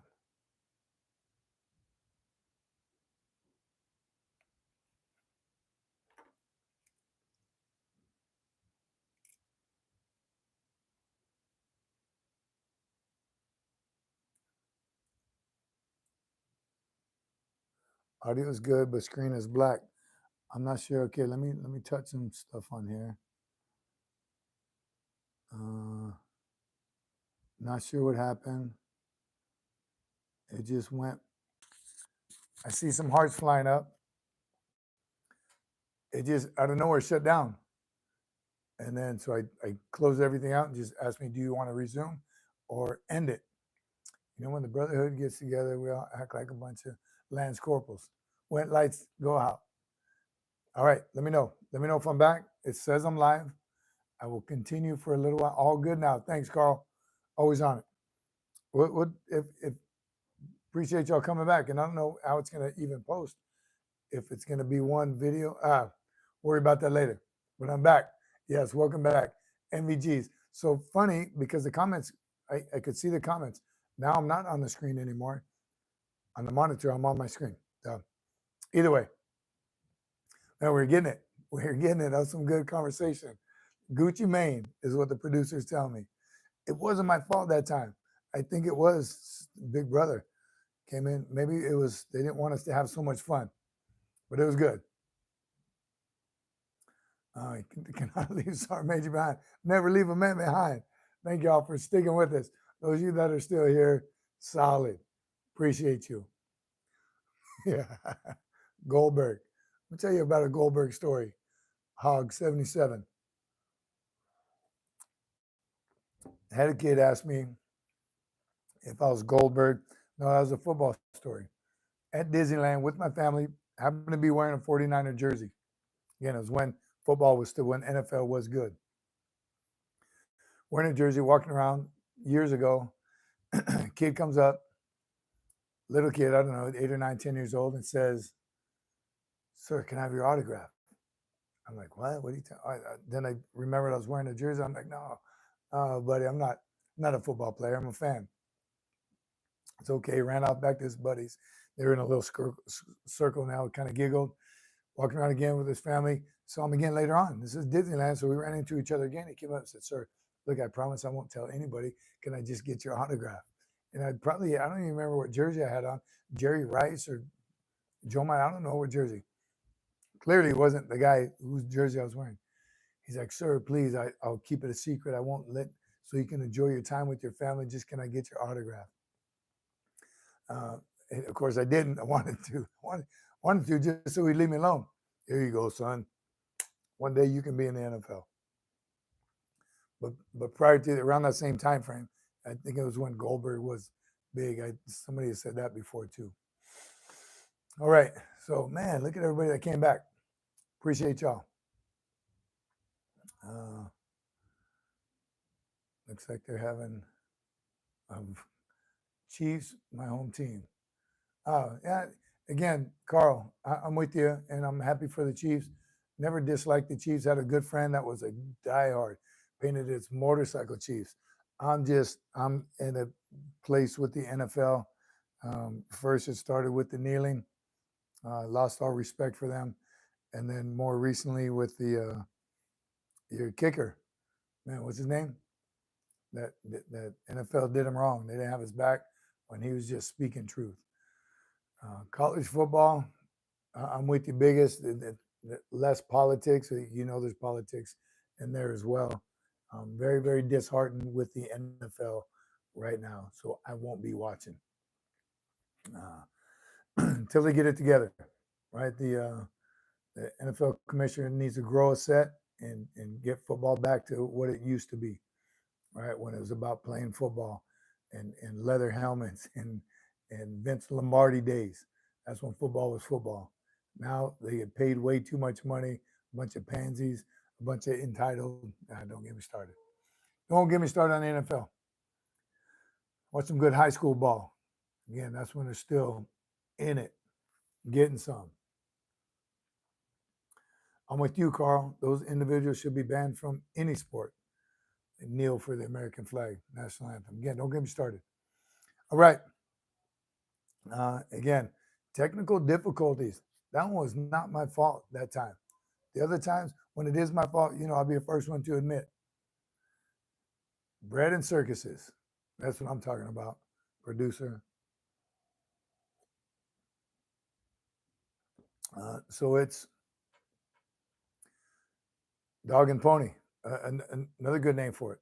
Again, and I'm telling you, you can ask my producer and my family, a football nut, what my whole family was. My wife had a little rivalry. Chargers fan or something, some weird. We enjoyed it. We went to Niner Charger games all the time. We've been on the field. Jack Murphy, Old Candlestick. I'm telling you, we were in it when football was football. The Mike Singletary days. You know what I'm talking about. Gary Plummer, Merton Hanks, Jerry Rice, Tom Hanks. No, he's an actor. Merton Hanks. All those guys. Ronnie Lott. Come on, another intense linebacker. When football was football. Now, the fridge. Yep. Bears. That's what I was, man, had a blank, drew a blank there. Old rivalries, the great rivalry of the Niners Cowboys and then the Niners Packers. And Niners ran the show for a long time. So it was good. Now with politics and all the crap and the kneeling and steel curtain, love the Steelers. Excuse me. It's different now. Not worth it. Pretty disheartening, again, to watch the leadership fail in the NFL. And that's what's happening to a lot of civilian communities in the civilian sector.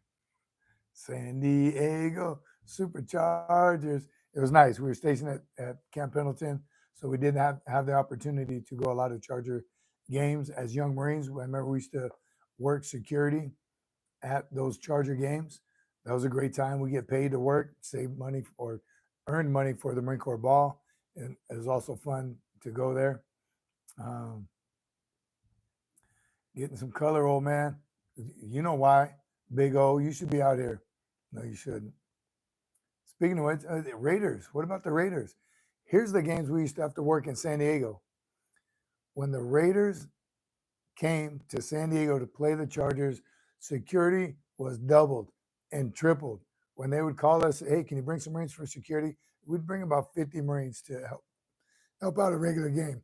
But when the Raiders came to town, they would triple. Can you bring about 500 Marines to work extra security? Because the Raider fans are going to be at Jack Murphy, and they are crazy.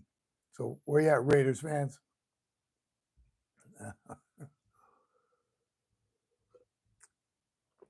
I'm with you, Jake. Did not get paid to work there. You got paid to support the Marine Corps Ball Foundation. Anything to earn some money. Raider Nation. Always been a Raider fan too. From the West Coast, so Niners. I grew up into it. I had kind of no choice. My family was a Niner fan, so I had to be a Niner fan. But I've always liked the Raiders. Always liked the Chargers. West Coast, anywhere in California. Even Rams. Where are the Rams now? St. Louis, L.A. Rams, all over, all the West Coast teams.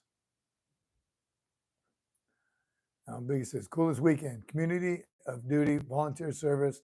Put comments in there if you want to. Absolutely. What was your coolest weekend of community of duty, volunteer service? Great one. Biggest. Where'd you work? Where'd you do extra? Lyle Alzado, Marcus Allen. Look at the producer coming deep with some old Raiders. She met Marcus Allen, by the way. Lyle Alzado. Man. What's up, Canadian? Good evening, eh? Good to see you on here. Oh, what'd you say, Mohammed? What'd we miss? We don't ignore anything. I just got a lot to do right here. I can't see them all the way. Carl Green, we don't do politics. Oh, we getting political, Mohammed? Because we don't. This is all about Howie Long. Holy cow. Mohammed, no one's ignoring you, but yes, read the room. Howie Long, SFMF. I got a Howie Long story for you right here in Hawaii Pro Bowl. We used to go to the Pro Bowl a lot. Again, when it was before politics, when it was after the Super Bowl. And it was every year in Hawaii. That's when we used to go, when the Pro Bowl was the Pro Bowl. The best players in the league go to Hawaii to play in the Pro Bowl. It was one of the years that Howie Long was there because he was there quite a bit. I don't know how many times did he get selected for the Pro Bowl. Probably a lot. He was a beast as well. We made a sign, a big, huge sign. And my producer is the smart one in the family. It was his last game ever. He retired that year, but his last game was the Pro Bowl. and the sign read, "So long, Howie." Right? Creative, I know. Howie Long, it was his last game. He was leaving, retiring. So long, Howie. A big one. And that's all it said. In Hawaii, those of you who don't know, Aloha Stadium, you're not allowed to put signs up. That's just the rule they have for the stadium. So we weren't able to post it anywhere, pin it anywhere, or tape it anywhere. So we carried it around with us. Every now and then we go into the upper deck and like unroll it. Hopefully people saw it. People got some pictures. And then we, put that sign down. So we rolled it back up. We ended up going outside the stadium. And when you leave, one of the exits for Aloha Stadium is there's a big signboard when you're exiting, getting onto the H1. Climbed up there and taped it to that sign. So long, Howie, on the way out. Amazing. We're going to have to find a picture of that and post it up somewhere. Very cool. Howie Long, another great Raider from the Raider Nation. All right. Did Muhammad come back? Richard Talley, do you have any advice for, all right, how about mechanized 11 Bravo? Mr. Clean, that's it, baby. Looking good. I hope he saw it. We hope Howie Long, so I don't care about anybody else in that stadium. We hope Howie Long saw that sign. So long, Howie. Awesome. Cleo, what's up? Not enough revenue to pull in a huge audience of people. Yeah, you're talking about the Pro Bowl, biggest? I think that's what it was. Again, it always boils down to money, right? Somebody wasn't making a proper amount. Some money-hungry person wasn't making enough. So somehow, some way, for some reason, that's when they started moving it. First, every other year it was going to be in Hawaii. And then when they put it before the Super Bowl, I still don't understand that. One, it's already a friendly game. They're not killing each other. I know that the purses are different. The amount is different for who wins. They're not making millions for not getting rich off just the Pro Bowl, but it's just the prestige of being selected to the Pro Bowl. That's the cool part. And of course, everyone watching, we want a decent game. We know we're not going to try and kill each other, but once they put it before the Super Bowl, those players that got selected to the Pro Bowl that are playing in the Super Bowl didn't even suit up, didn't even go, didn't even play. So what's again, leadership problem. Somewhere in there's a leadership problem that happened. Somebody made a decision, stuck with their decision, regardless of what their team was telling them. Sir, that's a bad idea. Have you thought about this? Is there a better way to do it? Can we look into it? Whatever. So don't know why it came out that way. They should have known when attendance went way down. Viewership went way down. Aloha Stadium's no more. Auction off the seats, lockers, she gone. The stadium itself is gone. Hawaii has needed a new stadium for a very long time. Gone. She gone. Time for a new one. And it's much necessary. Hawaii has needed a new stadium for a very long time.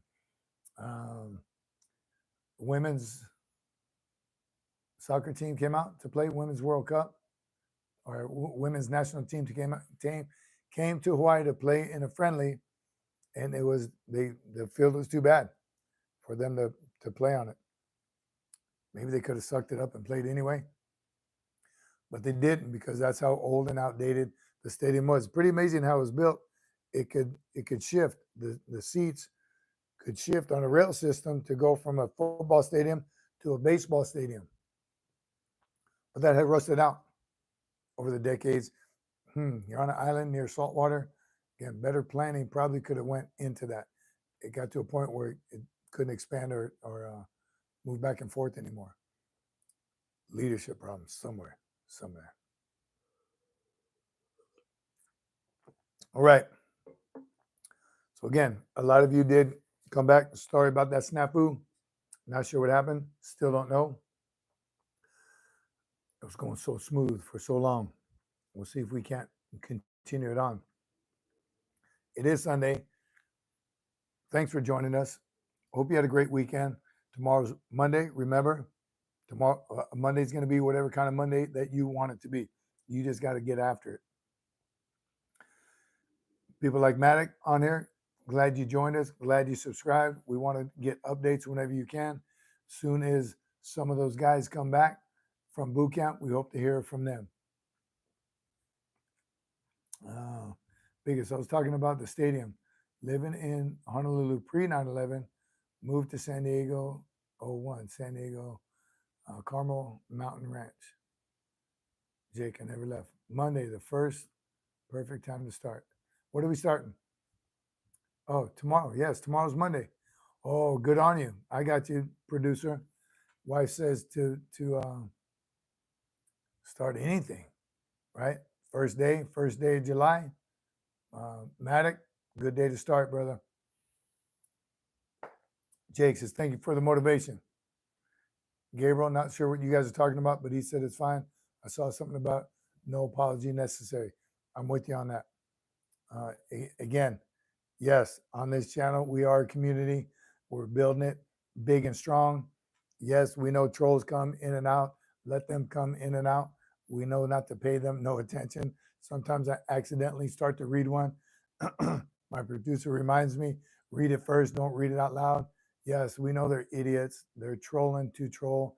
Ignore them. Hopefully they'll go away forever. Carl, it's a funny story. Took a short ride on a Navy sub, USS Puffer. Was interesting, but not for me. I've been on a couple subs, not underwater. So no way in hell would I want to be that far underwater for that long. I love being on ship though. Ship is different. Ship life. Biggest says, maybe biggest. Need to write a book, goodies, trash. There's so much you forget about in the service. I'm telling you, and I think I told y'all one time I am going to write a book, and it's going to believe, don't steal this title from me. I'm not even going to tell you. It's going to be something like, you're not going to believe this. Johnny, Medina, what is this chat about? Anything and everything service related, veteran related, motivation related. We got it all. Johnny, Medina, welcome aboard. Like and subscribe and hang out with us. We are growing a community of like-minded people. So hang out for a little bit, see if it's for you. Biggest era, right? Producer gave you a 100. Riley Williams, hey brother. So what is this channel about? Great question. I am a veteran. Talk about veteran topics. We have an ultimate goal in mind of growing a community of like-minded people, like Doc Holliday, reporting late. We'll deal with that later. But it's about getting a community together to help continue to serve. And there's, you see who's in the chats, from people getting ready to go into the service to veterans who have long retired, Vietnam veterans from the 60s and 70s. Love hearing that motivation. And it's how to continue to serve and not let people learn things the hard way. Learn from those of us who have. And I know being a teenager, you know it all. No, you don't. I thought I knew it all as a retiring sergeant major. I didn't know it all. And I learned every day from all of you. Lay Cookie, joining the show. Good to see you, brother. Hope everything's well. Doc says drill. Made it to the hip pocket class. Had dental. Salty Saxy. Good to see you, brother. Good to hear that you made it to dental on time. Gabriel's here. I can't see them. If I'm in the Marine Corps. Poolee. You're a Marine Corps Poolee. I'm shipping out on 23rd of July. Hella excited. Well, glad you're here. And we're going to tell you the same thing. Everyone that we see going in, you better be back in 13 weeks and let us know as a Marine how you did it. You're going to fill our comment section up. We'll get you on the show and hear what the latest and greatest is in Marine Corps training. But I can't see what it says. Ilfreiner. Make it happen. You got it. Stay on this channel until you leave, till July 23rd. Stay here. Let us know what kind of questions you have. Most everybody here is in the service and has been to boot camp, so we can get you ready. The more you know before you go, the better off you'll be. So first and foremost, if you're not in shape already, you got 23 days. East Coast or West Coast is, we're asking where you're going. Going to the rugged mountains of San Diego, climbing them hills, up and down, running on the beach, or you're going to flat Paris Island. No bias here whatsoever. Sand fleas, oh, you're going in the summer too. Heat and sand fleas, humidity of Paris Island, or you go to sunny San Diego where you get issued sunglasses and sunscreen. All right.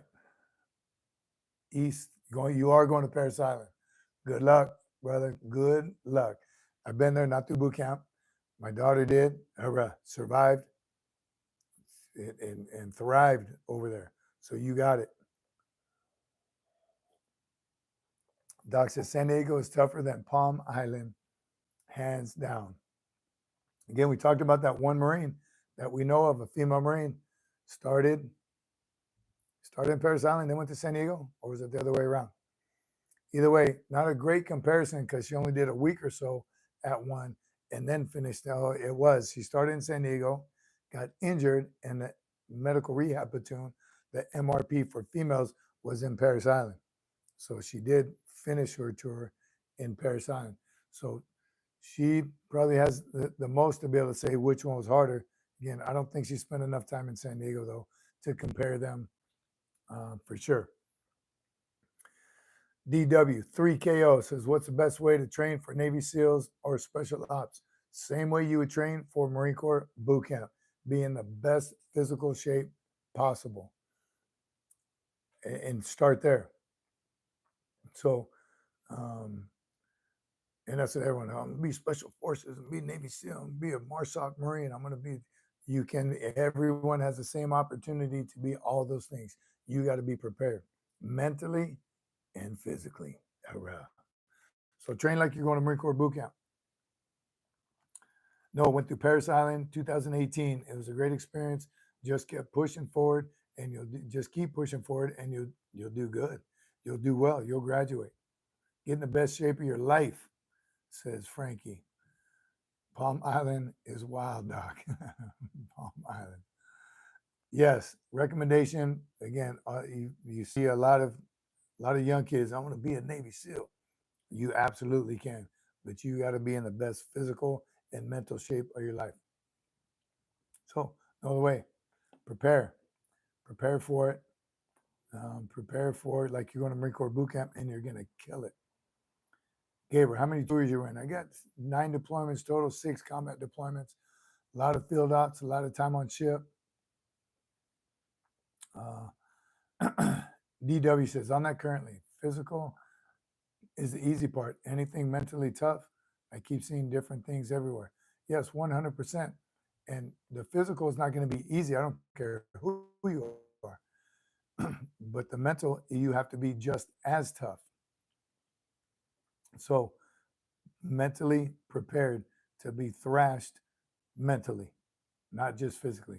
One thing that will never come out of my mouth is I give up. Can you fail even if you don't give up? The only way you'll fail without giving up is if you get injured. So that's why you got to be smart. You got to be mentally tough too. If you have an injury, we talked about that, injury versus soreness. You have to know the difference. If you're injured, you got to get that fixed so you can continue. I don't know about most. I don't know the stats. I don't even like to follow stats. But if you're not quitting or giving up and you fail, it's because, again, some kind of medical issue. So you got to take care of your body. IDF team. Yes, that's the IDF team. Soldier came back from the IDF team, 9 months of fighting. Only thing you control in the military is your physical fitness. So you absolutely can. You have to be physically fit. Doc says someone must ask about a sugar cookie. Sugar cookies when drill instructor makes you run through the swamp and roll in the dirt after. Sugar cookie, you're sweaty, nasty, and San Diego, we used to make it rain. I don't know if they do it in Paris Island too. We make the recruits after they got all hot and sweaty after thrashing the heck out of them, make them go to the sand pit and just throw up sand, make it rain sand. Instant sugar cookie. You look just like a sugar cookie. I remember when sand pits were definitely an experience. Used to go island hopping campaigns in San Diego. Outside of every single barracks had a sand pit just for thrashing. Be a set of pull-up bars, like a 10 by 10, I don't know what it was, 20 by 20, just like a sandbox in the concrete. And you take recruits island hopping, sand pit to sand pit, just thrashing the heck out of them. Loved it. Ours were from sweat and crunches and push-ups in the sand. Yes. Right. At least you know, Lute, I'm so weak I'd have to join the Air Force. Get in shape, get strong. You reminded me just now. Physical weakness can easily be fixed. Absolutely. That's on you. Physical weakness can be easily fixed. Yes, it can. You just got to do the work. You cannot wait, stand by, and wait for it to happen. There is no drink you can drink overnight. Next thing you know, you're in shape. Supplements, again, hard work. That's your supplement. Your pre-workout, motivation. That's how you get in shape. Race to the top of the mountain. MF'er between platoons, yes. Island hopping on the way back. Yeah, I have a feeling Lake Cookie has done some island hopping. You did some island hopping in boot camp and probably out of boot camp.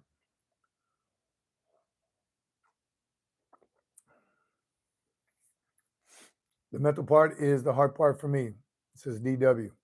Trying to trick your body into thinking you're not dying. Half of the people you see, the people that don't make it out or say, I'm tired, I'm hurting, I can't do it, I can't do it, I can't do it. It's those words right there. I can't. Once you say that, you've been mentally beat. You just mentally beat yourself. So once you don't say it, it's all in your head. Are you tired? Absolutely. Does your body hurt? 100%. You are in some pain. That's where that phrase, mind over matter, comes in. If you don't mind, it don't matter. You got to push through that pain. It's going to hurt. You have to get comfortable with being uncomfortable. We say that all the time. That's different in today's society. You get tired, you stop. Wrong answer. Just push harder. If you don't mind, it don't matter. Again, there is biggest. What are you talking about? Push through the pain. Get comfortable being uncomfortable. 1% better every day. Look up some motivation online. Type in that. Motivational speeches, motivational phrases. How do I get pushed past weakness? All those things, all those guys. Some depends on who you listen to. I like Eric Thomas. I listen to him. Still, I like Eric Thomas, his motivation. And that's where that phrase comes from. How bad do you want it? Do you really want it, or do you just kind of want it? Do you want it? I like this one. I say, I didn't have time to work out. I didn't have time to do push-ups. If you slept, you had time. How bad do you really want it? All about knowing yourself and seeking self-improvement. I want to get big and strong, so I go to the gym. I mean, you have to do what you just got to do it. If it's something you want to get better at math, you got to do it. That's the kind of stuff Eric Thomas talks about. I'm not very good at pull-ups because you don't do them. You have to do the things that you're not good at to get better at it. One day, and this was, Marines tell me all the time, I'm going to be bigger than you one day. No, well, get bigger than me. That's 100% on you. Let's go. I'll beat you in a race. Beat me in a race. You should. If you don't think you're the biggest, best, baddest, strongest, then that's something mentally you have to work out. So go for it. You can do it. Sergeant Doc says, did you hear about the Marine that punched the drill instructor during family day? No, is that real? A Marine punched this, so graduate, newly promoted Marine. I always wanted that. always wanted a recruit to take a swing at me. Not really. That's not right to say. Evan, Doc, you want to share it? Let's hear it, Doc.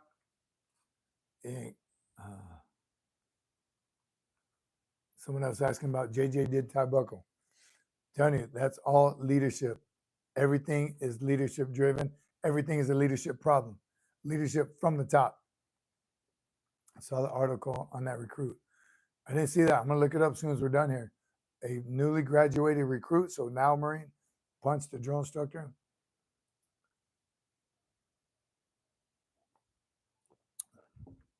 Would like to read the whole story on that. Hope it's a true story, or I hope the true story is published.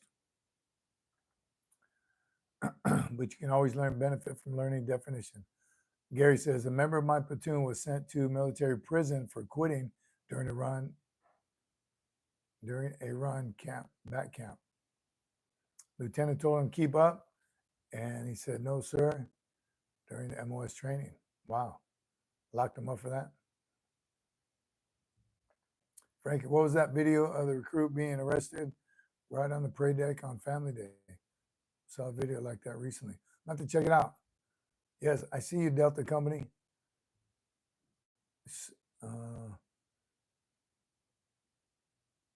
Yeah. Man, was that San Diego or Parasonics? I'm going to look that up. That'd be interesting to see. I hadn't seen any of it. And again, that's going to be a story later. Yep, I punched my drill instructor right in the face. It's got to be more to the story. Again, hopefully the whole story's out there. You know how the media can twist things up. So unless you were there, you don't know the real story. 3 sides to every story. His side, and the truth. Hear that all the time. Always happens. Always happens. Let's hear the real story. Well, so that's why he got arrested and just saw the aftermath. Yeah, Frank J, I'm interested too. Check it out later. All right. Again, had some technical difficulty in the middle of this. Still a great chat. Still glad y'all joined us. Sunday. Still, it's not too late. If you haven't spent time with God today, spend a little bit of time with him. Thank him for blessing you and all the blessings that he has given you and your family members. Buddy checks, the weekend, every day is a good day for a buddy check. Not just text, not just email. Pick up the phone, give him a call. Told you about my buddy who FaceTimes me all the time. I laugh every time it rings, but I love to FaceTime them. We are here for each other. You have a purpose. We all have a purpose. You have knowledge. We see it all in the chats all the time. Continue that motivation. Get after it. You got to get 1% better every day. It's mental. Stop making excuses. Go get after it. Leadership. When do you apply leadership? Just at the gym, just at work, 24/7, unselfish leadership. Too many selfish leaders at the top get up there and make decisions on their own. They plan in the box. You got to get it out there. Motivate each other, help each other, have each other's back 24/7. Another honor and a pleasure and a privilege spending Sunday with you. God bless you all. Stay motivated, and we'll see you on Wednesday. Semper Fi, my friend. Era.